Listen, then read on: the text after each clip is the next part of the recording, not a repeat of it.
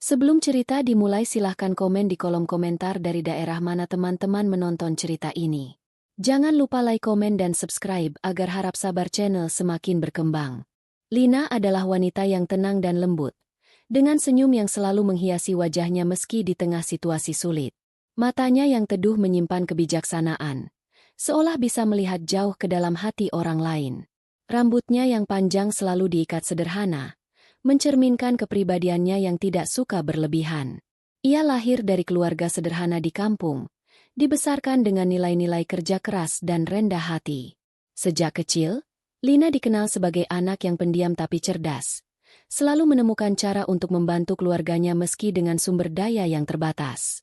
Bersamanya, ada Rian, suaminya, pria yang tegas namun penuh kasih. Rian memiliki postur tinggi dengan sorot mata yang penuh tekad. Ia bukan tipe orang yang banyak bicara, tapi setiap kata yang keluar dari mulutnya selalu penuh makna. Rian dibesarkan di lingkungan yang keras, di mana ia harus berjuang untuk membuktikan dirinya. Keduanya bertemu di kota saat masih kuliah, saling menguatkan di tengah mimpi besar yang mereka kejar bersama. Kini, setelah 10 tahun menikah, mereka adalah pasangan yang saling melengkapi, seperti dua sisi mata uang yang tak bisa dipisahkan. Pagi itu, udara di kampung halaman Lina terasa sejuk. Angin membawa aroma tanah basah setelah hujan semalaman. Di halaman rumah besar milik keluarga besar Lina, suasana sudah ramai.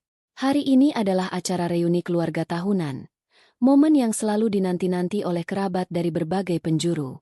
Meja-meja panjang sudah disusun di bawah tenda sederhana, penuh dengan hidangan kampung seperti opor ayam, rendang, dan kue-kue tradisional. Anak-anak berlarian di halaman, sementara para ibu sibuk mengobrol tentang resep masakan dan kabar tetangga. Di sudut lain, para lelaki berkumpul, membicarakan urusan sawah atau harga sembako yang makin naik. Suasana penuh kehangatan, tapi di balik tawa dan canda, ada sengatan kecil yang selalu mengintai. Persaingan dan bisik-bisik tentang siapa yang lebih sukses di antara mereka. Rian dan Lina tiba di lokasi acara dengan mobil sederhana mereka. Sebuah sedan tua yang sudah setia menemani mereka bertahun-tahun. Lina mengenakan kebaya sederhana berwarna krem dengan kain batik coklat. Rambutnya diikat rapi dengan tusuk konde sederhana. Rian tampak gagah dengan kemeja batik lengan panjang dan celana kain hitam. Mereka sengaja memilih pakaian yang tidak mencolok, tidak ingin menarik perhatian. Bagi mereka, reuni ini bukan ajang pamer, tapi kesempatan untuk bertemu keluarga yang sudah lama tidak mereka jumpai. Namun, begitu mereka turun dari mobil, pandangan sinis sudah menyambut. "Lina, Rian, akhirnya datang juga kalian," seru Bibi Sari, salah satu tante dari pihak ibunya Lina. Nada suaranya ramah, tapi ada sedikit ejekan di matanya saat memandang mobil tua mereka. Dari kota jauh-jauh naik mobil itu? Ya ampun, masih kuat ya mobilnya. Lina hanya tersenyum kecil, menjawab dengan lembut. "Alhamdulillah, Bei, masih setia mobil ini menemani kami." Rian menimpali dengan tenang. "Yang penting sampai dengan selamat, Bei. Bagaimana kabar Bibi?" Bibi Sari terkekeh, tapi tidak menjawab pertanyaan Rian. Ia malah berbalik, memanggil kerabat lain dengan suara keras. Lihat nih, anak muda dari kota datang. Tapi kok mobilnya kayak mau pensiun, ya?" Tawa kecil terdengar dari beberapa kerabat yang mendengar. Lina meremas tangan Rian pelan, isyarat agar suaminya tetap tenang. Rian hanya mengangguk kecil, mengerti maksud istrinya. Mereka berdua sudah terbiasa dengan sindiran seperti ini. Setiap kali datang ke reuni keluarga, selalu ada saja yang menganggap mereka tidak berhasil hanya karena mereka tidak pamer harta atau jabatan. Acara berlanjut dengan makan siang bersama. Lina membantu ibu-ibu lain menata piring dan membagikan makanan, sementara Rian mengobrol dengan beberapa sepupu. Namun, suasana mulai memanas saat Andi, sepupu Rian, dan Siska, ipar Lina, bergabung di meja utama. Andi adalah pria berusia 35 tahun dengan gaya yang selalu mencolok. Ia mengenakan kemeja bermerek dan jam tangan mahal, sengaja memamerkan kesuksesannya sebagai manajer di sebuah perusahaan besar di kota. Siska, istrinya, tak kalah mencolok dengan gaun ketat dan perhiasan emas yang berkilau di leher dan tangannya. Keduanya dikenal sebagai pasangan yang suka membanggakan diri, selalu merasa lebih tinggi dari kerabat lain. Lina, Rian, apa kabar kalian di kota? Masih ngontrak rumah, ya? Tanya Andi dengan nada sok akrab, tapi matanya penuh ejekan. Beberapa kerabat di sekitar meja menoleh, menunggu jawaban. Kami baik-baik saja, Di. Alhamdulillah, jawab Lina singkat, tetap dengan senyumnya yang lembut. Baik-baik saja? Ya Tuhan, Lina, kamu terlalu polos. Siska terkekeh, memainkan gelang emas di pergelangannya. Kalian kan sudah lama di kota. Masa sih gak punya apa-apa? Rumah sendiri belum, mobil bagus belum. Apa cuma hidup pas-pasan begitu? Hening sejenak. Beberapa kerabat menunduk, merasa tidak enak dengan nada Siska yang terlalu tajam. Tapi sebagian lain malah terkekeh, seolah setuju dengan ejekan itu. Rian menarik napas dalam, menahan diri untuk tidak membalas. Ia tahu, membela diri sekarang hanya akan membuat situasi semakin buruk. Andi, Siska, sudahlah.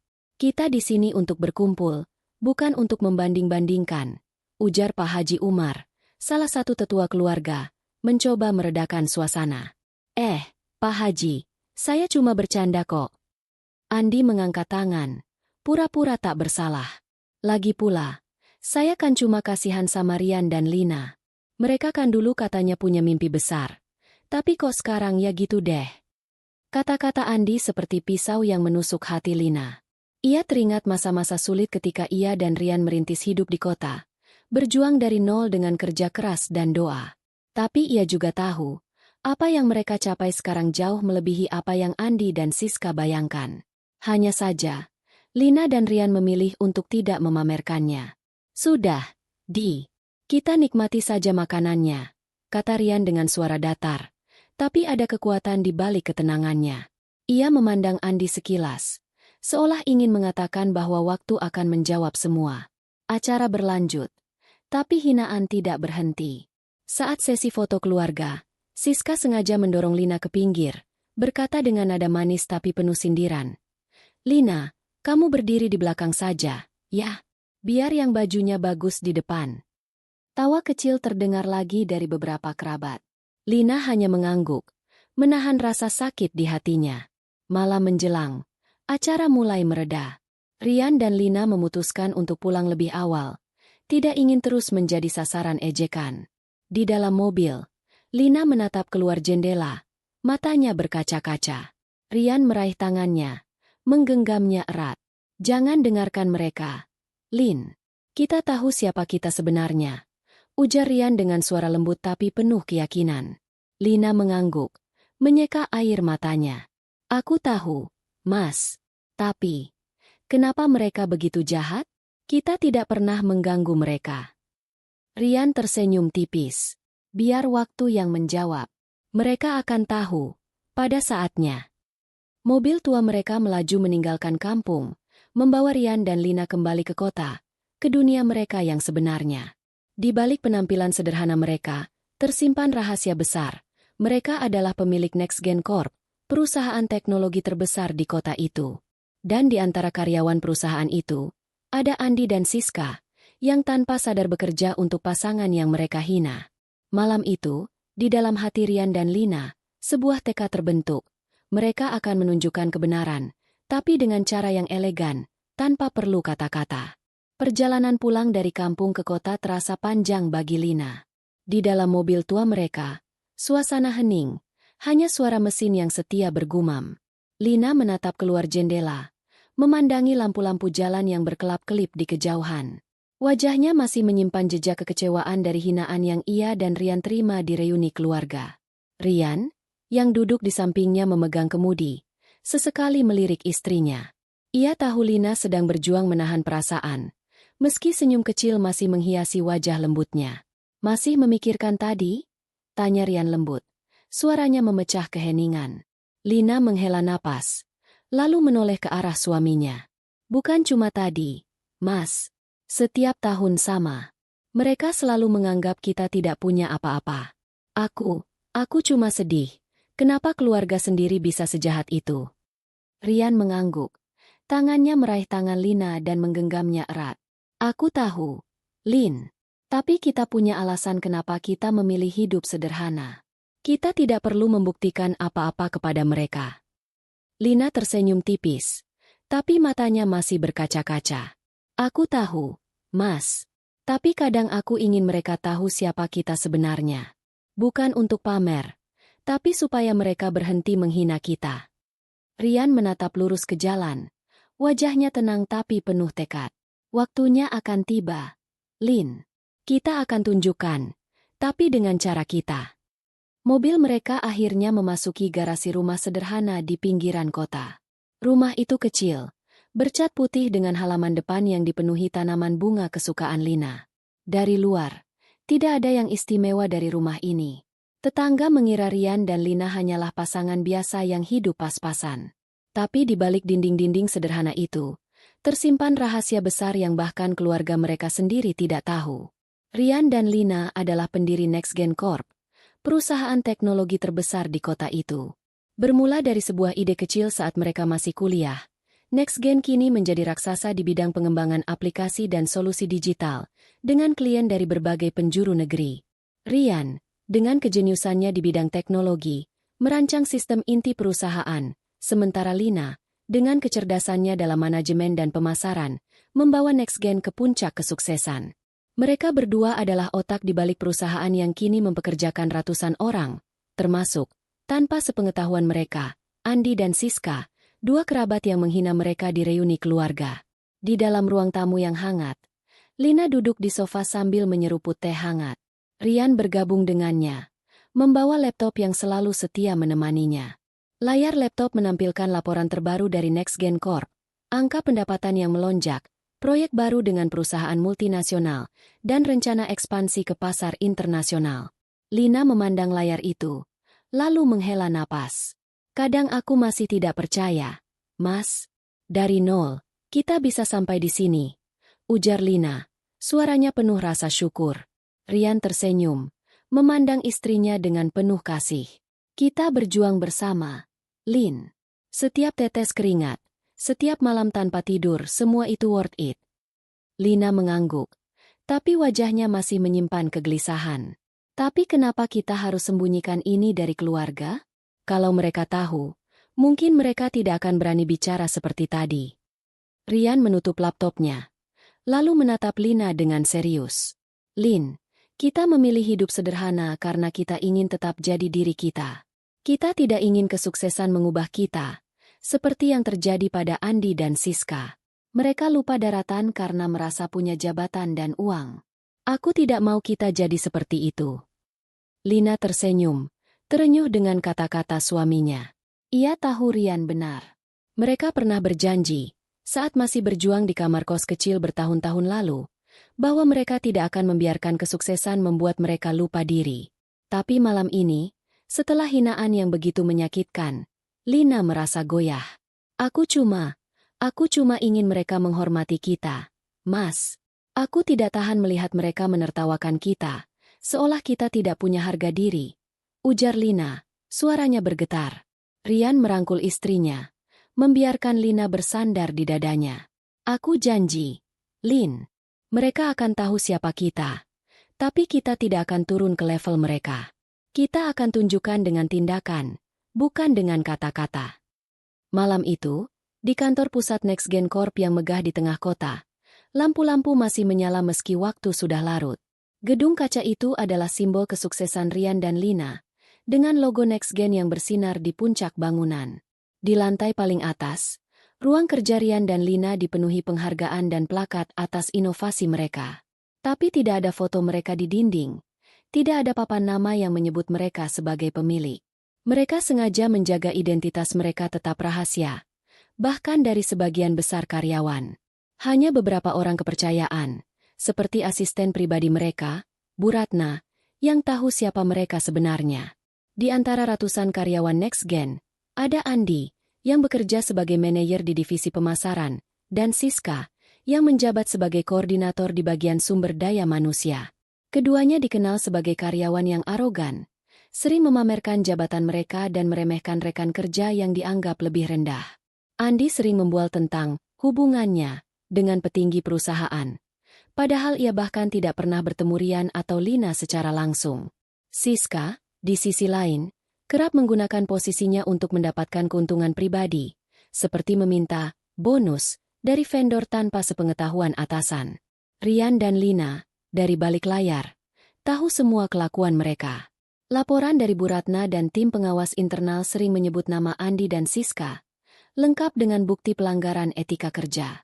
Tapi selama ini, Rian memilih untuk tidak bertindak, memberi mereka kesempatan untuk memperbaiki diri. Namun, setelah hinaan di reuni keluarga, Rian mulai mempertimbangkan langkah lain. Sebelum tidur, Rian dan Lina duduk bersama di kamar mereka, membahas apa yang terjadi di reuni. Lina, yang kini lebih tenang, berkata, "Mas, aku tidak ingin kita balas dendam. Tapi aku ingin mereka belajar bahwa mereka tidak bisa seenaknya menghina orang lain." Rian mengangguk. "Aku setuju. Lin, kita tidak akan turun ke level mereka. Tapi kita akan beri mereka pelajaran. Kita mulai dari perusahaan. Andi dan Siska mereka akan tahu bahwa mereka tidak bisa lolos dari konsekuensi." Lina memandang suaminya. Matanya penuh keyakinan. "Kita lakukan dengan cara kita, Mas. Dengan elegan, seperti yang selalu kita janjikan." Malam itu, di bawah langit kota yang penuh bintang, Rian dan Lina merencanakan langkah pertama. Mereka tidak akan mengungkap identitas mereka secara langsung, tapi mereka akan memastikan bahwa Andi dan Siska merasakan akibat dari tindakan mereka. Next Gen Corp, perusahaan yang mereka bangun dengan darah dan keringat, akan menjadi panggung di mana kebenaran perlahan terungkap. Dan ketika saatnya tiba, keluarga besar mereka akan tahu bahwa pasangan yang mereka anggap miskin dan gagal itu adalah orang-orang yang memegang kendali. Hari reuni keluarga masih terasa seperti luka segar bagi Lina. Meski ia dan Rian sudah kembali ke kota dan melanjutkan rutinitas mereka, bayang-bayang hinaan dari Andi, Siska, dan beberapa kerabat lain masih menghantui pikirannya. Di pagi yang cerah, Lina duduk di teras rumah mereka, memandangi bunga-bunga yang ia rawat dengan penuh kasih. Teh hangat di tangannya sudah mulai dingin, tapi ia tidak peduli. Pikirannya kembali ke momen-momen di acara keluarga, di mana tawa dan ejekan seolah menjadi pisau yang menusuk harga dirinya. Sementara itu, di dalam rumah, Rian sedang menyiapkan sarapan sederhana, roti bakar dengan selai kacang dan telur mata sapi. Ia tahu Lina masih terpukul, meski istrinya berusaha menyembunyikan perasaannya dengan senyum lembut seperti biasa. Rian memutuskan untuk membiarkan Lina menikmati waktu sendirinya sebentar. Tapi ia juga tahu bahwa mereka harus membicarakan apa yang terjadi. Hinaan di reuni kali ini bukan sekadar omongan biasa. Kata-kata Andi dan Siska terlalu tajam, terlalu penuh kebencian. Di kampung, acara reuni keluarga masih menjadi topik hangat di antara kerabat. Di warung kopi kecil dekat rumah besar keluarga, beberapa sepupu dan tetangga berkumpul, mengobrol tentang apa yang terjadi. Andi, dengan gaya sok percaya dirinya, duduk di antara mereka, memamerkan cerita tentang kesuksesannya di kota. "Kalau kalian lihat Rian dan Lina kemarin, kasihan banget, kan?" ujar Andi sambil terkekeh, menyeruput kopi hitamnya. "Masa mobil tua begitu masih dipakai? Aku yakin mereka cuma hidup pas-pasan di kota. Mana mungkin bisa sukses dengan penampilan kayak gitu?" Siska, yang duduk di sampingnya, menimpali dengan nada penuh ejekan. "Iya, apalagi Lina. Kebayanya itu loh, kayak dari zaman dulu. Aku malu kalau jadi dia. Datang ke acara keluarga dengan baju begitu. Kalau aku sih, mending gak datang." Tawa meledak dari beberapa orang di sekitar mereka. Namun, tidak semua setuju. Pak Haji Umar, yang kebetulan lewat, mendengar percakapan itu dan mengerutkan kening. Ia menghampiri meja Andi dengan langkah pelan. Wajahnya penuh kekecewaan. "Andi, Siska, kalian ini kenapa sih suka sekali menghina saudara sendiri?" tanya Pak Haji Umar dengan nada tegas. "Rian dan Lina tidak pernah mengganggu kalian. Mereka datang dengan niat baik. Kok kalian malah mempermalukan mereka di depan semua orang?" Andi terkekeh, mencoba meremehkan. "Ya, Pak Haji, saya cuma bercanda kok. Lagi pula, kalau mereka memang sukses, mana mungkin hidupnya begitu? Mobil butut, rumah kontrakan, baju sederhana itu kan tanda-tanda orang susah." Pak Haji Umar menggelengkan kepala. Kalian tidak tahu apa-apa tentang mereka. Jangan menilai orang dari luarnya saja. Hati-hati, Andi, Siska. Orang yang kalian hina itu mungkin lebih besar dari yang kalian kira. Siska memutar bola matanya. Jelas tidak menganggapi serius. Ah, Pak Haji, jangan lebay. Rian dan Lina itu cuma orang biasa. Kalau mereka hebat, pasti sudah pamer seperti kami. Ucapan Siska membuat Pak Haji Umar hanya menghela napas panjang sebelum berjalan pergi. Di dalam hatinya, ia merasa ada sesuatu yang tidak beres dengan sikap Andi dan Siska. Ia pernah mendengar kabar samar dari seorang kenalan di kota bahwa Rian dan Lina sebenarnya bukan orang sembarangan. Tapi ia tidak punya bukti pasti. Untuk saat ini, ia hanya bisa berdoa agar Andi dan Siska belajar menghormati orang lain sebelum terlambat. Kembali di kota, Lina akhirnya masuk ke dalam rumah setelah Rian memanggilnya untuk sarapan.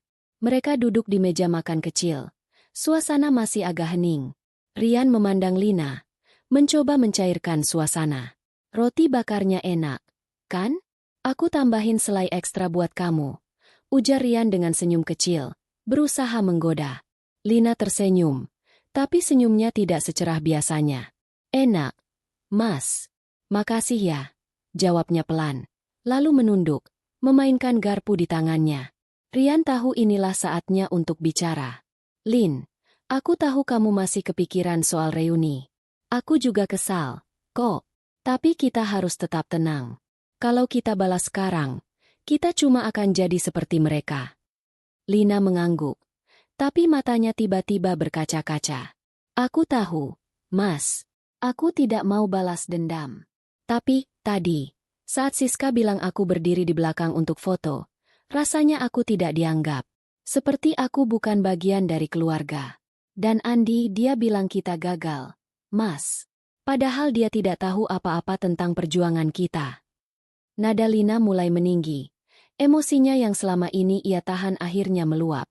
Ia menutup wajahnya dengan tangan, menahan isak. Rian segera bangun dari kursinya, berjalan ke samping Lina, dan memeluknya erat. Aku janji, Lin, mereka akan tahu siapa kita. Tapi kita tidak akan turun ke level mereka. Kita akan buktikan dengan cara yang lebih besar, yang membuat mereka malu atas kata-kata mereka sendiri, ujar Rian dengan suara penuh keyakinan. Lina mengangguk di dalam pelukan suaminya, perlahan menenangkan diri. Aku cuma ingin mereka berhenti, Mas. Aku ingin mereka tahu bahwa kita tidak seperti yang mereka pikirkan. Rian mengusap rambut Lina lembut. Mereka akan tahu. Lin, aku sudah punya rencana. Kita mulai dari Next Gen. Andi dan Siska, mereka pikir mereka besar di perusahaan itu. Tapi mereka lupa, siapa yang sebenarnya memegang kendali. Lina menatap Rian. Matanya kini penuh harapan. Apa yang akan kita lakukan, Mas? Rian tersenyum tipis. Sorot matanya penuh tekad. Kita akan beri mereka pelajaran, Lin. Tapi dengan cara kita. Dengan elegan, seperti yang kita janjikan. Sore itu, Rian menghubungi Bu Ratna, asisten pribadi mereka di Next Gen Corp. Ia meminta laporan lengkap tentang kinerja Andi dan Siska, termasuk semua keluhan dari rekan kerja dan bukti pelanggaran yang pernah mereka lakukan. Bu Ratna, yang sudah lama tahu identitas asli Rian dan Lina, langsung mengerti bahwa ini bukan permintaan biasa. Saya akan siapkan semuanya. Pak, apa ada instruksi khusus? Tanya Bu Ratna. Pastikan semua bukti jelas dan tidak bisa dibantah, jawab Rian. Kita akan mulai dari sini. Malam itu, Lina dan Rian duduk bersama di ruang kerja kecil mereka di rumah. Di depan mereka, tumpukan dokumen dan laporan mulai terkumpul, semua mengarah pada satu fakta. Andi dan Siska bukan hanya arogan di keluarga, tapi juga di tempat kerja. Lina memandang dokumen-dokumen itu, lalu menatap Rian. Kita lakukan ini demi keadilan. Ya, Mas? Bukan karena dendam? Tanya Lina, ingin memastikan hati mereka tetap lurus. Rian mengangguk. Demi keadilan, Lin. Dan demi mereka belajar, bahwa tidak ada yang bisa lolos dari konsekuensi. Dengan tekad yang semakin kuat, Rian dan Lina mempersiapkan langkah pertama. Mereka tidak akan mengungkap identitas mereka dulu, Tapi mereka akan memastikan bahwa fondasi kesombongan Andi dan Siska mulai runtuh, perlahan tapi pasti. Kota mulai terlelap di bawah langit malam yang kelam. Tapi di rumah sederhana Rian dan Lina, lampu ruang kerja masih menyala terang. Meja kecil di sudut ruangan dipenuhi dokumen dan laporan yang dikirim Bu Ratna dari kantor Next Gen Corp. Lina duduk di samping Rian. Matanya menelusuri baris demi baris laporan tentang kinerja Andi dan Siska. Wajahnya yang biasanya lembut kini tampak serius, mencerminkan campuran kemarahan dan tekad. Rian, dengan laptop di pangkuannya, mengetik beberapa catatan. Sesekali melirik istrinya untuk memastikan ia baik-baik saja. "Mas, ini serius," ujar Lina. Suaranya pelan tapi penuh penekanan. Ia menunjuk sebuah dokumen yang berisi keluhan dari rekan kerja Andi. Andi ternyata sering memaksa anak buahnya lembur tanpa bayaran tambahan. Ada juga laporan bahwa dia mengambil kredit atas kerja timnya. Rian mengangguk. Matanya tidak lepas dari layar laptop. Dan Siska tidak kalah parah. "Lihat ini," katanya, menunjuk email dari vendor yang mengeluh bahwa Siska meminta komisi di luar kontrak resmi. Mereka pikir bisa bertindak seenaknya karena jabatan mereka. Lina menghela napas panjang, menutup dokumen di tangannya. "Aku tahu mereka arogan, Mas. Tapi aku tidak menyangka mereka seburuk ini di kantor. Kalau kita biarkan terus, perusahaan kita yang akan rugi." Rian menutup laptopnya, lalu menatap Lina dengan penuh keyakinan. "Kita tidak akan biarkan, Lin. Ini bukan cuma soal hinaan di reuni. Ini soal integritas perusahaan yang kita bangun dengan susah payah. Andi dan Siska harus belajar bahwa tindakan mereka ada konsekuensinya." Lina mengangguk. Tapi ada keraguan di matanya. "Tapi, Mas, apa kita tidak terlalu kejam kalau langsung bertindak? Maksudku, mereka kan keluarga." Rian meraih tangan Lina, menggenggamnya erat. "Lin, kita tidak akan bertindak karena emosi. Kita akan lakukan ini dengan adil.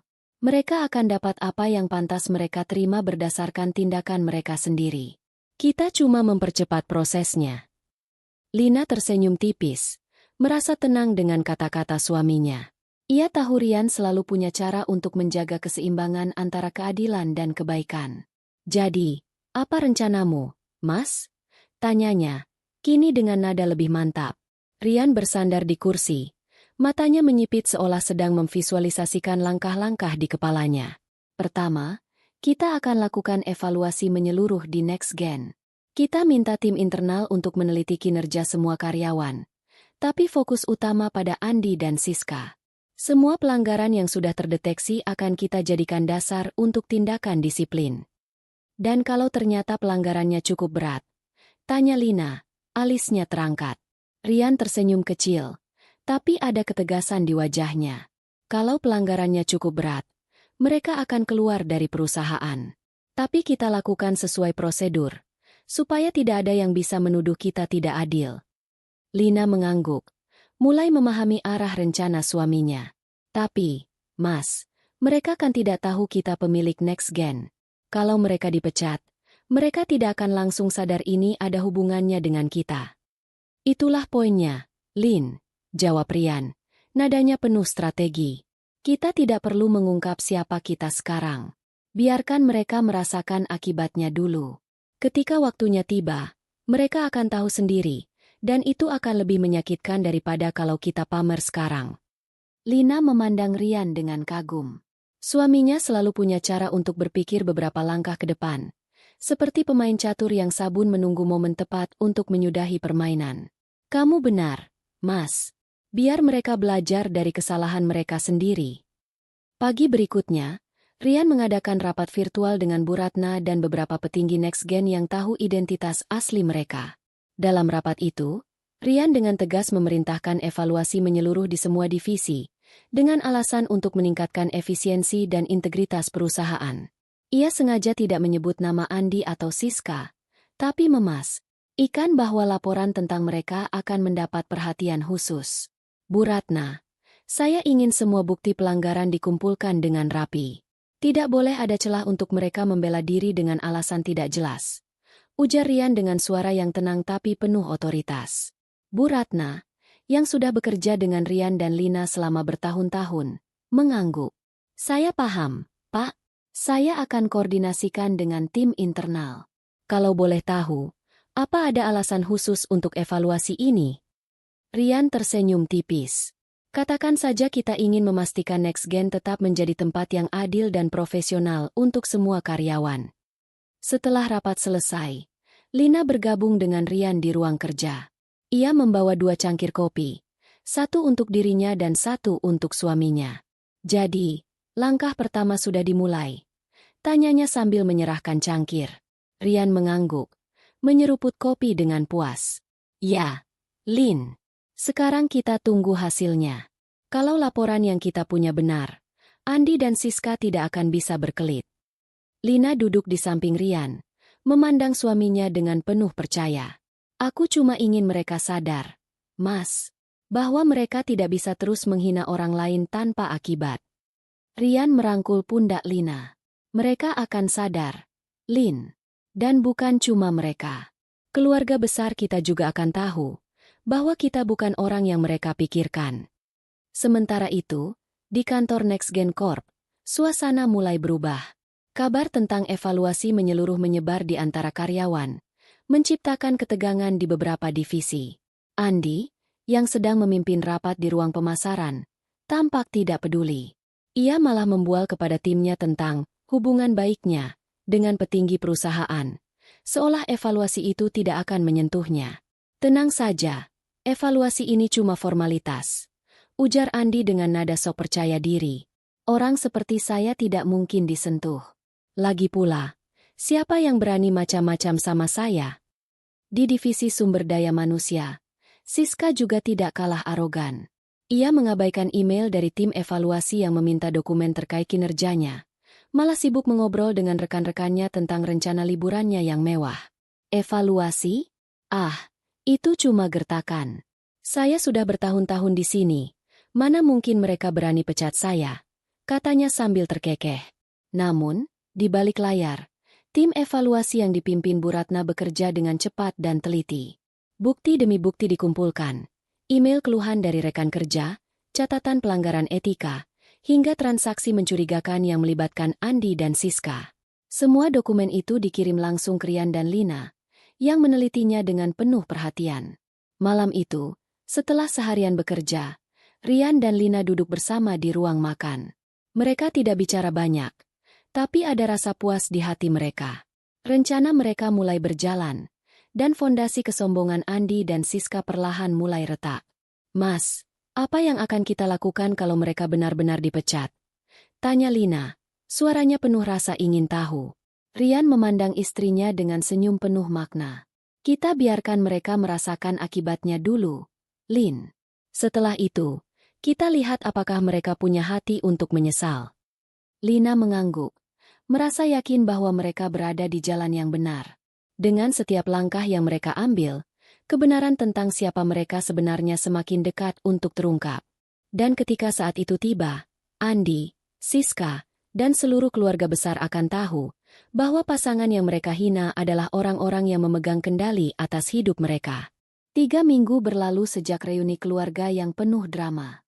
Di kantor pusat NextGen Corp, suasana tegang menyelimuti setiap sudut. Evaluasi menyeluruh yang diperintahkan Rian telah selesai, dan hasilnya kini berada di tangan tim pimpinan. Di rumah sederhana mereka, Rian dan Lina duduk di ruang kerja, meneliti laporan akhir yang dikirim Bu Ratna. Tumpukan dokumen di meja mereka menceritakan kisah yang jelas. Andi dan Siska tidak hanya arogan, tapi juga telah melakukan pelanggaran serius yang merugikan perusahaan. Lina memandang salah satu dokumen. Alisnya berkerut. Mas, ini benar-benar parah. Andi ternyata memalsukan laporan penjualan untuk mendapat bonus. Dan Siska, dia mengatur kontrak dengan vendor yang jelas-jelas merugikan perusahaan, hanya untuk keuntungan pribadi. Rian mengangguk. Matanya tajam saat membaca email dari tim evaluasi. Ini bukan lagi soal kinerja buruk, Lin.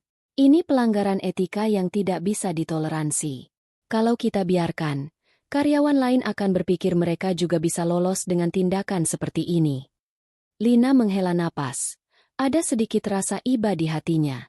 Aku tahu mereka salah, Mas. Tapi mereka kan keluarga. Apa kita tidak beri mereka kesempatan kedua? Rian menatap istrinya dengan lembut. Tahu bahwa hati Lina selalu penuh kasih. Lin, kita sudah beri mereka waktu bertahun-tahun untuk berubah. Laporan ini bukan dari 1 atau 2 hari, tapi akumulasi dari kelakuan mereka selama ini. Kalau kita tidak bertindak, kita yang tidak adil pada karyawan lain yang bekerja keras dengan jujur. Lina mengangguk pelan, menyadari kebenaran di balik kata-kata suaminya.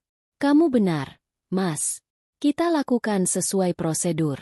Tapi, aku cuma berharap mereka belajar dari ini. Rian tersenyum tipis. Mereka akan belajar, Lin. Tapi pelajaran itu mungkin akan terasa pahit. Keesokan harinya, di kantor NextGen Corp, Andi dan Siska dipanggil ke ruang rapat di lantai eksekutif. Mereka berdua masuk dengan langkah percaya diri, mengira ini hanya rapat biasa atau mungkin pembahasan kenaikan gaji. Andi bahkan sempat membual kepada rekan kerjanya bahwa ia akan segera dipromosikan. Siska, dengan gaun mahal dan tas bermerek di tangannya, tersenyum lebar, yakin bahwa posisinya aman. Namun, begitu mereka masuk ruang rapat, suasana berubah. Di meja panjang, duduk Bu Ratna dan 2 anggota tim evaluasi. Wajah mereka serius. Tumpukan dokumen terpampang di depan mereka, dan sebuah proyektor menampilkan data-data yang tidak asing bagi Andi dan Siska. Silakan duduk, ujar Bu Ratna dengan nada datar. Tapi ada ketegasan di suaranya. Andi dan Siska saling pandang, mulai merasa ada yang tidak beres.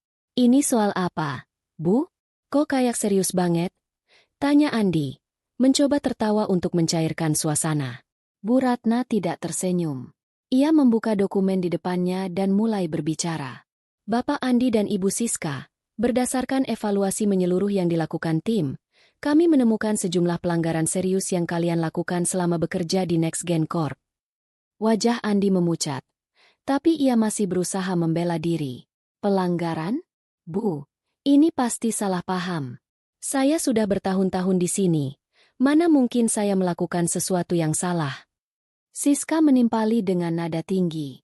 Iya, Bu. Ini fitnah. Siapa yang berani laporin saya? Saya koordinator di SDM. Saya tahu semua aturan. Bu Ratna mengangkat tangan, meminta mereka diam. Ini bukan fitnah. Semua bukti sudah diverifikasi. Andi, Anda terbukti memalsukan laporan penjualan untuk mendapat bonus yang tidak sah. Siska, Anda terlibat dalam pengaturan kontrak dengan vendor yang merugikan perusahaan demi keuntungan pribadi. Ada juga laporan dari rekan kerja tentang sikap arogan dan penyalahgunaan wewenang.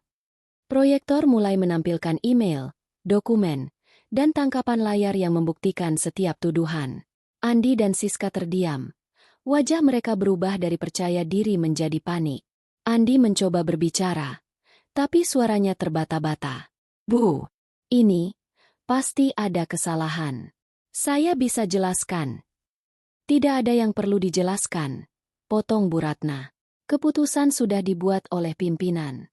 Mulai hari ini, kontrak kerja kalian di NextGen Corp resmi diputus. Kalian diberhentikan dengan hormat, tapi semua tunjangan dan bonus dibatalkan karena pelanggaran yang kalian lakukan. Siska bangkit dari kursinya. Wajahnya memerah. Apa? Pecat kami. Kalian tidak punya hak.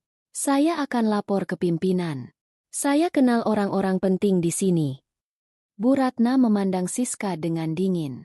Keputusan ini datang langsung dari pemilik perusahaan. Saya sarankan kalian menerima dengan lapang dada dan tidak memperpanjang masalah. Andi dan Siska terpaku, tidak tahu harus berkata apa. Mereka akhirnya keluar dari ruang rapat dengan langkah gontai. Masih tidak percaya bahwa hidup mereka berubah dalam sekejap. Di luar ruangan, rekan kerja mulai berbisik. Kabar pemecatan mereka menyebar seperti api di antara karyawan. Sore itu, berita tentang pemecatan Andi dan Siska sampai ke telinga keluarga besar di kampung. Telepon berdering di rumah-rumah kerabat, dan grup WhatsApp keluarga ramai dengan spekulasi. Bibi Sari, yang dulu ikut menertawakan Rian dan Lina, kini sibuk menelepon sepupu-sepupu lain. Andi dan Siska dipecat? Ya ampun, katanya mereka manajer hebat. Kok bisa begini? Ujar Bibi Sari dengan nada penuh keterkejutan. Katanya sih mereka bikin masalah besar di kantor. balas seorang kerabat. Padahal mereka selalu pamer jabatan. Ya, sekarang malu-maluin keluarga. Di antara obrolan itu, ada yang menyebut nama Rian dan Lina, tapi dengan nada meremehkan. Untung Rian dan Lina tidak kerja di tempat kayak gitu. Mereka kan cuma orang biasa. Mana mungkin kena masalah besar begini, ujar seorang sepupu. Di kota, Rian dan Lina menerima laporan terbaru dari Bu Ratna tentang pemecatan Andi dan Siska. Mereka duduk di ruang makan, menikmati makan malam sederhana. Nasi, ayam goreng, dan sayur kolplai. Lina memandang suaminya, ada sedikit rasa lega di hatinya, tapi juga kekhawatiran. Mas, apa mereka akan curiga ini ada hubungannya dengan kita? Tanya Lina. Rian menggeleng. Belum, Lin. Mereka terlalu sibuk menyalahkan orang lain. Tapi ini baru awal. Mereka akan mulai merasakan apa yang mereka tanam. Lina mengangguk, menyeruput teh hangatnya. Aku cuma berharap mereka sadar. Mas, bukan cuma soal pekerjaan, tapi soal sikap mereka ke orang lain. Rian meraih tangan istrinya, tersenyum. Mereka akan sadar. Lin, tapi seperti yang kamu bilang di awal, nasi sudah jadi bubur. Sekarang, kita lihat bagaimana mereka menghadapi akibatnya. Malam itu, di apartemen mewah Andi dan Siska, suasana jauh dari bahagia. Andi duduk di sofa, wajahnya kusut, memandang tumpukan tagihan yang kini tidak tahu bagaimana cara ia bayar. Siska, yang biasanya cerewet, kini hanya diam, matanya merah karena menangis. Mereka masih tidak mengerti mengapa ini terjadi, dan yang lebih penting, mereka belum tahu bahwa di balik semua ini, ada tangan Rian dan Lina yang menarik benang dengan hati-hati, tanpa pernah menampakkan diri. 2 bulan setelah pemecatan yang mengguncang hidup Andi dan Siska, kehidupan mereka berubah drastis. Apartemen mewah yang dulu menjadi kebanggaan mereka kini terasa seperti beban. Tagihan listrik, air, dan cicilan mobil menumpuk, sementara tabungan mereka menipis dengan cepat. Andi, yang dulu selalu tampil gagah dengan kemeja bermerek dan jam tangan mahal, kini sering terlihat kusut, menghabiskan hari-harinya mencari pekerjaan baru. Siska, yang biasanya sibuk memamerkan tas dan perhiasan di media sosial, kini jarang muncul online. Gaun-gaun mahalnya hanya menggantung di lemari. Tak lagi ada acara untuk memamerkannya. Di pagi yang kelabu, Andi duduk di meja makan kecil di apartemen mereka, memandang secari kertas berisi daftar perusahaan yang ia lamar. Satu persatu, lamaran itu ditolak. Beberapa perusahaan bahkan tidak membalas. Wajahnya penuh frustrasi, matanya merah karena kurang tidur. Siska masuk ke ruangan. Wajahnya pucat dan rambutnya acak-acakan. Ia membawa secangkir kopi, tapi tangannya gemetar saat meletakkannya di meja. Kamu dapat kabar dari lamaran itu? Tanya Siska, suaranya lemah, hampir putus asa. Andi menggeleng, tidak menatap istrinya. Tidak ada. Sudah seminggu, tidak ada yang balas. Aku dengar-dengar, kabar soal pemecatan kita sudah menyebar di industri ini. Susah cari kerja kalau reputasi kita sudah begini. Siska menutup wajahnya dengan tangan. Isaknya mulai terdengar. Ini tidak adil, Di. Kita cuma melakukan apa yang semua orang lakukan di kantor. Kenapa kita yang dipecat? Pasti ada yang sengaja menjebak kita. Andi meninju meja, membuat cangkir kopi bergoyang. Aku tahu. Aku yakin ada orang di Next Gen yang iri sama kita. Mungkin anak buahku yang dulu, atau vendor yang tidak puas. Aku akan cari tahu siapa di balik ini. Tapi di dalam hati Andi, ada keraguan yang mulai muncul. Ia teringat kata-kata Bu Ratna di ruang rapat, bahwa keputusan pemecatan datang langsung dari pemilik perusahaan. Siapa pemilik Next Gen? Selama bertahun-tahun bekerja di sana, ia tidak pernah tahu pasti. Nama Rian dan Lina sempat terlintas di pikirannya. Tapi ia segera mengusir pikiran itu. Mana mungkin, gumamnya dalam hati. Mereka cuma pasangan miskin yang tidak punya apa-apa. Di kampung, kabar tentang kejatuhan Andi dan Siska menjadi bahan gosip utama. Bibi Sari, yang dulu ikut menertawakan Rian dan Lina, kini sibuk menyebarkan cerita di grup WhatsApp keluarga. Katanya Andi dan Siska sudah tidak mampu bayar cicilan mobil. Mobil mewah mereka mau disita. Loh, tulisnya, disertai emoji tertawa. Kerabat lain menimpali dengan nada sinis. Padahal dulu selalu pamer jabatan. Ya, sekarang malu-maluin keluarga. Untung Rian dan Lina tidak begitu. Mereka kan hidup sederhana, tidak neko-neko, ujar seorang sepupu. Namun, tidak semua kerabat ikut mengejek. Pak Haji Umar, tetua keluarga yang selalu bijaksana, merasa ada yang tidak beres. Ia pernah mendengar dari seorang kenalan di kota bahwa NextGen Corp adalah perusahaan besar yang dimiliki oleh orang-orang hebat, dan nama Rian sempat disebut dalam obrolan itu. Meski tidak punya bukti, ia mulai curiga bahwa Rian dan Lina tidak sesederhana yang keluarga pikirkan. Sementara itu, di rumah sederhana Rian dan Lina, kehidupan berjalan seperti biasa. Lina sibuk merawat bunga-bunganya di halaman, sementara Rian menghabiskan waktu di ruang kerja, memantau perkembangan NextGen Corp. Kabar tentang Andi dan Siska sampai ke telinga mereka melalui Bu Ratna, yang melaporkan bahwa keduanya kini kesulitan keuangan dan mulai ditinggalkan oleh teman-teman dekat mereka. Lina duduk di samping Rian, memandang suaminya dengan penuh perhatian. "Mas, apa mereka sudah mulai sadar?" tanyanya. Suaranya lembut tapi penuh rasa ingin tahu. Rian menggeleng, tersenyum tipis. "Belum, Lin. Mereka masih sibuk menyalahkan orang lain. Tapi ini bagian dari proses. Mereka akan sampai pada titik di mana mereka tidak punya pilihan selain melihat ke dalam diri mereka sendiri." Lina mengangguk, tapi ada sedikit rasa iba di hatinya. "Aku tahu mereka salah, Mas. Tapi aku tidak bisa tidak kasihan.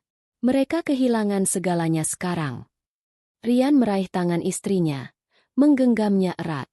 "Lin, mereka kehilangan apa yang mereka bangun dengan kesombongan.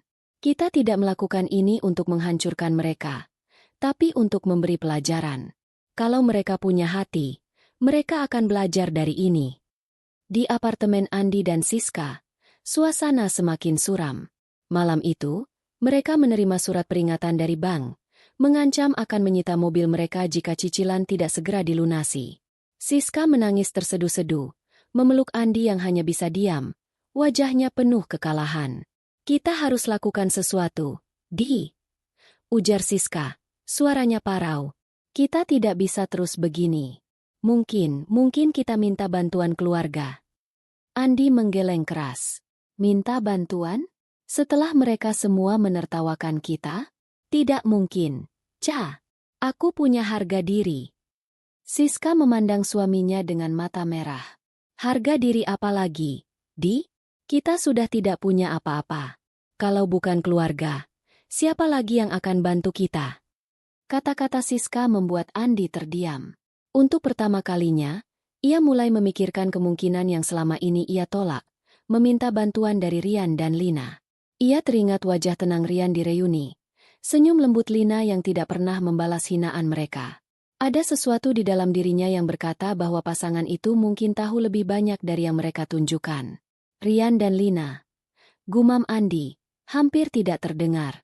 Siska menatapnya, bingung. "Apa maksudmu? Mereka?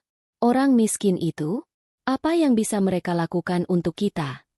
Andi tidak menjawab, tapi pikirannya mulai dipenuhi pertanyaan. Ia mulai mencurigai bahwa ada hubungan antara pemecatan mereka dan Rian serta Lina, meski ia masih tidak bisa memahami bagaimana. "Besok," katanya akhirnya, "kita cari tahu lebih banyak tentang mereka." Di rumah Rian dan Lina, malam itu berakhir dengan doa bersama. Lina, dengan hati yang penuh harapan, berdoa agar Andi dan Siska menemukan jalan untuk memperbaiki diri. Rian, di sampingnya, menambahkan doa agar kebenaran segera terungkap, tapi dengan cara yang tidak menghancurkan keluarga. Andi dan Siska mulai goyah. "Lin," ujar Rian setelah doa selesai, "mereka akan datang kepada kita, cepat atau lambat." Lina mengangguk, matanya penuh keyakinan. "Dan ketika mereka datang, Mas, kita akan sambut mereka dengan hati terbuka. Tapi mereka harus tahu, nasi sudah jadi bubur." Malam itu, di bawah langit kota yang penuh bintang, roda keadilan terus berputar.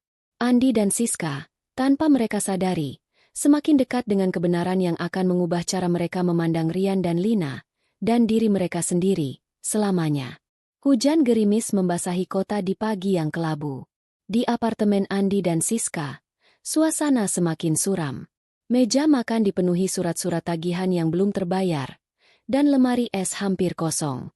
Mobil mewah mereka akhirnya disita bank seminggu lalu, memaksa mereka menggunakan angkutan umum untuk pertama kalinya dalam bertahun-tahun. Andi duduk di sofa, wajahnya pucat, memandang ponsel yang tidak lagi berdering dengan panggilan dari teman-teman lama. Siska, dengan rambut yang diikat asal-asalan, mondar-mandir di ruangan, matanya merah karena menangis semalaman. Kita tidak punya pilihan lagi, Di. Ujar Siska, suaranya parau. Kita harus minta bantuan. Kalau tidak, kita akan diusir dari apartemen ini bulan depan. Andi meninju meja kecil di depannya, membuat cangkir kosong bergoyang. Minta bantuan ke siapa, Ca? Keluarga sudah menertawakan kita. Teman-teman yang dulu kita ajak pesta sekarang menghilang. Kita tidak punya siapa-siapa. Siska berhenti melangkah, menatap suaminya dengan mata penuh keputusasaan. Rian dan Lina, katanya tiba-tiba. Suaranya hampir berbisik. Kita coba ke mereka. Andi tertawa pahit. Wajahnya penuh ejekan. Rian dan Lina?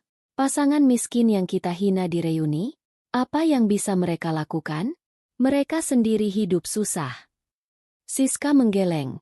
Ada sesuatu di matanya yang menunjukkan ia mulai berpikir lain. Aku tidak yakin mereka sesusah yang kita pikir. Di.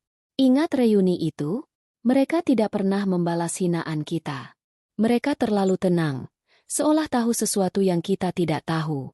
Dan pemecatan kita. Entah kenapa aku merasa ini ada hubungannya dengan mereka. Andi terdiam. Kata-kata Siska mengguncang pikirannya. Ia teringat wajah Rian yang selalu tenang. Senyum Lina yang tidak pernah goyah meski dihina. Ada sesuatu di dalam dirinya yang mulai setuju dengan istrinya. Baiklah, katanya akhirnya. Suaranya berat. Kita coba. Tapi kalau mereka menolak, jangan salahkan aku. Sore itu, dengan hati penuh keraguan, Andi dan Siska naik angkutan umum menuju alamat rumah Rian dan Lina yang mereka dapatkan dari seorang kerabat. Rumah sederhana itu berdiri di pinggiran kota, dengan halaman penuh bunga dan cat putih yang mulai memudar. Dari luar, tidak ada tanda-tanda kemewahan, membuat Andi dan Siska semakin ragu. Tapi mereka tidak punya pilihan lain. Lina sedang menyiram bunga di halaman ketika ia melihat Andi dan Siska turun dari angkutan umum. Wajahnya tetap tenang, tapi hatinya berdebar. Ia tahu momen ini akan tiba, seperti yang Rian prediksi. Mas, mereka datang, panggil Lina pelan, memanggil Rian yang sedang di dalam rumah. Rian keluar, mengenakan kemeja sederhana dan celana kain. Ia memandang Andi dan Siska yang berjalan mendekat. Wajah mereka penuh rasa malu dan keputusasaan. Selamat sore, sapa Rian dengan nada datar. Tapi ada ketegasan di matanya. Andi dan Siska berdiri di depan pagar, tidak berani menatap langsung. Siska, yang biasanya cerewet, kini hanya menunduk, memainkan ujung bajunya yang sudah kusut. Andi, dengan suara terbata-bata, akhirnya berbicara. Rian, Lina, kami datang untuk minta maaf. Lina mengangkat alis, tapi wajahnya tetap lembut. Minta maaf untuk apa? Tanyanya, suaranya penuh ketenangan. Andi menelan ludah. Wajahnya memerah karena malu. Untuk semua yang kami katakan di reuni. Kami salah sudah menghina kalian, meremehkan kalian. Kami tidak tahu apa-apa tentang kalian, tapi kami bicara seenaknya. Siska menimpali, suaranya gemetar. Kami sekarang dalam masalah besar. Lin, kami dipecat dari Next Gen. Hidup kami hancur. Kami tidak punya siapa-siapa lagi. Tolong, kalau kalian bisa bantu, kami mohon. Rian dan Lina saling pandang, seolah berkomunikasi tanpa kata. Rian kemudian mengangguk, mengundang mereka masuk. Masuk dulu. Kita bicara di dalam. Ujarnya. Di ruang tamu yang sederhana, Andi dan Siska duduk dengan canggung. Lina menyajikan teh hangat, tapi suasana tetap tegang. Andi, yang tidak tahan dengan keheningan, akhirnya bertanya. Rian, Lina, kalian tahu sesuatu tentang Next Gen, kan? Pemecatan kami. Apa kalian punya hubungan dengan itu? Sebelum Rian atau Lina bisa menjawab, Bu Ratna, asisten pribadi mereka, kebetulan datang untuk mengantarkan dokumen. Ia masuk ruang tamu, membawa map berlogo NextGen. Melihat Andi dan Siska, Bu Ratna tampak kaget, tapi segera menutupinya dengan senyum profesional. Pak Rian, Ibu Lina, ini dokumen yang Bapak minta. Ada laporan terbaru tentang ekspansi ke pasar internasional, ujarnya, lalu menyerahkan map itu. Andi dan Siska membeku. Pak Rian? Ibu Lina? Gumam Andi, wajahnya pucat. Bu Ratna, kenapa Anda di sini? Dan kenapa Anda panggil mereka begitu? Bu Ratna memandang Rian, seolah meminta izin. Rian mengangguk kecil. Mereka harus tahu, Bu, ujarnya tenang. Bu Ratna menghela napas, lalu menatap Andi dan Siska. Bapak Andi, Ibu Siska, sepertinya kalian belum tahu. Pak Rian dan Ibu Lina adalah pendiri dan pemilik NextGen Corp. Mereka yang membangun perusahaan itu dari nol, dan mereka yang menyetujui pemecatan kalian karena pelanggaran serius yang kalian lakukan. Siska menutup mulutnya dengan tangan. Matanya melebar karena syok. Andi terduduk di sofa. Wajahnya seperti kehilangan nyawa. Jadi, kalian pemilik NextGen? Tapi kalian hidup begini sederhana mobil tua rumah ini. Katanya, suaranya terbata-bata. Lina menatap mereka dengan mata penuh ketenangan. Kami memilih hidup sederhana karena kami tidak ingin kesuksesan mengubah siapa kami. Tapi kalian menghina kami tanpa tahu apa-apa tentang perjuangan kami. Andi dan Siska tidak bisa menahan rasa malu. Mereka berlutut di lantai. Air mata mengalir di wajah mereka. Maafkan kami, Rian, Lina, ujar Andi. Suaranya penuh penyesalan. Kami bodoh. Kami sombong. Kami tidak tahu kalian sebesar itu. Tolong, beri kami kesempatan. Kembalikan kami ke NextGen. Kami janji akan berubah. Siska menangis terseduh-seduh, memegang tangan Lina. Lin, aku tahu aku salah. Aku hina kamu di reuni. Aku bilang bajumu jelek. Aku suruh kamu berdiri di belakang saat foto. Aku bodoh. Tolong maafkan aku. Lina memandang mereka dengan hati yang bercampur iba dan tegas. Ia membantu Siska berdiri. Tapi suaranya tetap tenang. Kami maafkan kalian. Tapi maaf tidak bisa menghapus konsekuensi. Kalian sudah merugikan perusahaan. Dan keputusan pemecatan tidak bisa dibatalkan. Rian menambahkan dengan nada tegas. Kalian harus belajar dari ini. Mulai dari nol.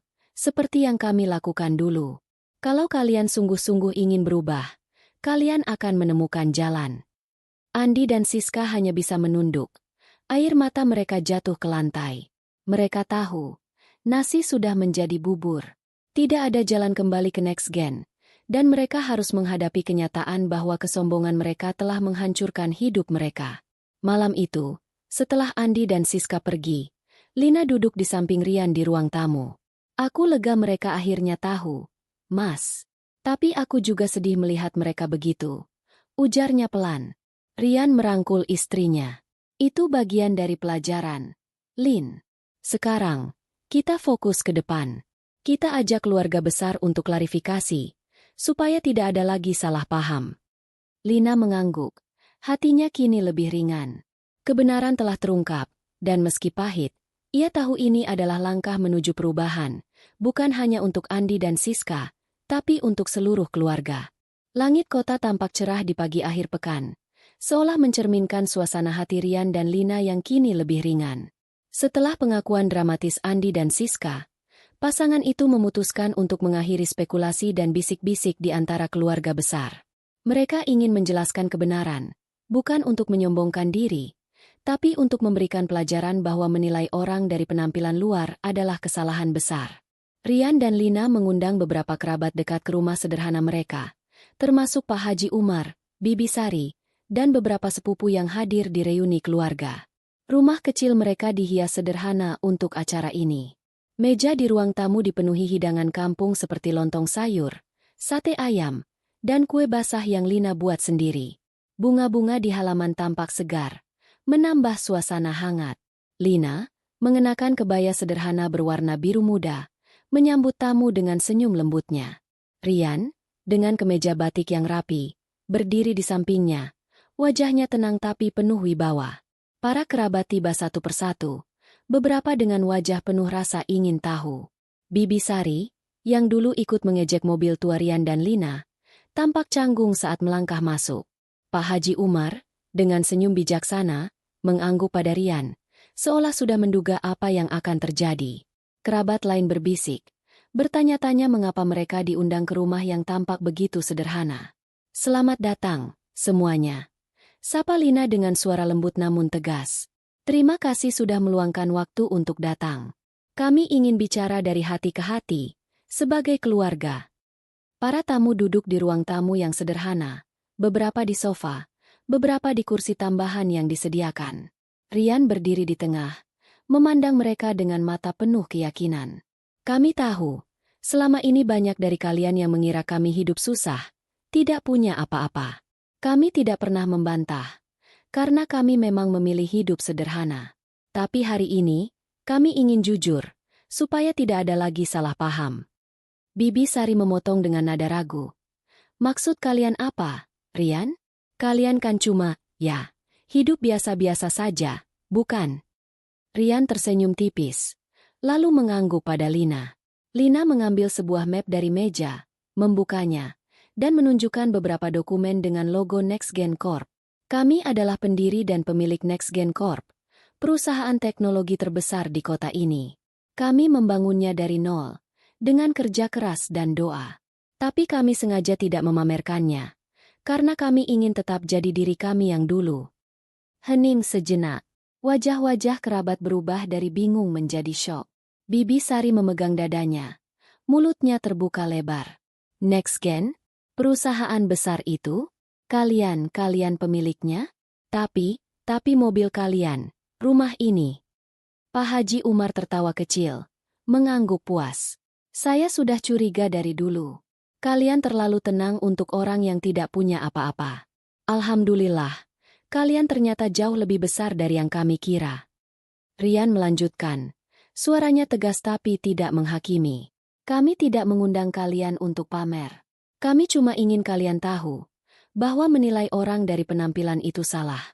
Di reuni kemarin, banyak yang menghina kami, menganggap kami gagal. Tapi kebenaran selalu ada waktunya untuk terungkap." Lina menambahkan dengan nada lembut, "Kami juga ingin bicara soal Andi dan Siska. Mereka dipecat dari NextGen karena pelanggaran serius, bukan karena kami dendam. Kami sudah memaafkan mereka, tapi mereka harus belajar dari konsekuensi tindakan mereka." Bibi Sari menunduk, wajahnya memerah karena malu. "Lina, Rian maafkan Bibi." Bibi ikut-ikutan ketawa waktu reuni. "Bibi tidak tahu kalian sebesar ini. Bibi janji, tidak akan lagi bicara sembarangan." Kerabat lain juga meminta maaf, beberapa dengan mata berkaca-kaca. Pak Haji Umar mengangkat tangan, meminta perhatian. "Rian, Lina, kalian sudah memberi pelajaran besar untuk kami semua. Saya harap keluarga kita belajar dari ini. Jangan lagi menghakimi orang, apalagi saudara sendiri." Acara berlanjut dengan suasana yang lebih hangat. Para kerabat mulai mengobrol dengan Rian dan Lina, bukan lagi dengan rasa rendah, tapi dengan rasa hormat. Lina berbagi cerita tentang perjuangan mereka membangun NextGen, dari malam-malam tanpa tidur hingga saat-saat mereka hampir menyerah. Rian menambahkan bahwa kesuksesan bukan soal harta, tapi tentang integritas dan kebaikan hati. Sementara itu, di sisi lain kota, Andi dan Siska mulai menata hidup baru. Setelah pengakuan di rumah Rian dan Lina, mereka memutuskan untuk berubah. Andi mengambil pekerjaan sederhana sebagai karyawan di sebuah toko elektronik, sementara Siska membantu di usaha catering kecil milik tetangga. Mereka tidak lagi memamerkan apa-apa. Hidup mereka kini penuh kesederhanaan. Di malam yang sunyi, mereka sering duduk bersama, merenungi kesalahan mereka. "Cah, aku masih tidak percaya kita pernah sejahat itu ke Rian dan Lina," ujar Andi, suaranya penuh penyesalan. "Mereka jauh lebih baik dari kita, tapi kita malah menghina mereka." Siska mengangguk, matanya berkaca-kaca. "Aku malu, Di. Tapi aku bersyukur mereka memaafkan kita. Sekarang, kita harus buktikan bahwa kita bisa jadi orang yang lebih baik." Andi meraih tangan istrinya, tersenyum tipis. "Kita akan buktikan." Kita mulai dari nol, seperti mereka dulu. Kembali di rumah Rian dan Lina, setelah para kerabat pulang, pasangan itu duduk di teras, menikmati angin malam. Lina bersandar di bahu Rian, matanya memandang bunga-bunga yang bergoyang pelan.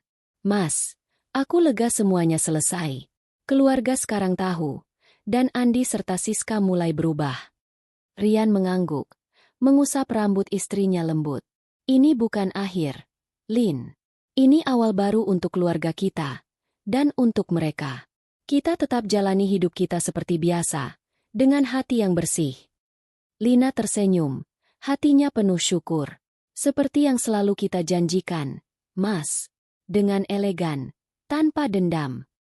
Malam itu, di bawah langit yang penuh bintang, Rian dan Lina melangkah ke depan dengan kepala tegak.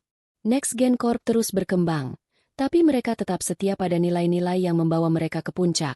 Kerja keras, rendah hati, dan cinta untuk kebaikan. Keluarga besar mereka kini memandang mereka dengan hormat, dan Andi serta Siska, meski memulai dari bawah, menemukan jalan untuk menebus kesalahan mereka. Kisah mereka menjadi pelajaran abadi.